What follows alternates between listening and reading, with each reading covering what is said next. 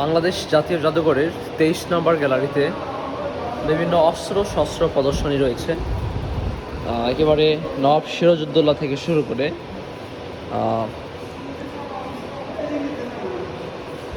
প্রাচীনকালের বিভিন্ন যুদ্ধ এবং অগ্নেয়াস্ত্র এখানে প্রদর্শিত হয়েছে।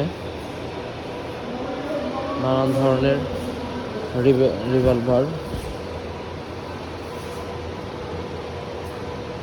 পিস্তল, রিভলভার, এখানে ঢাল, তরোয়াল,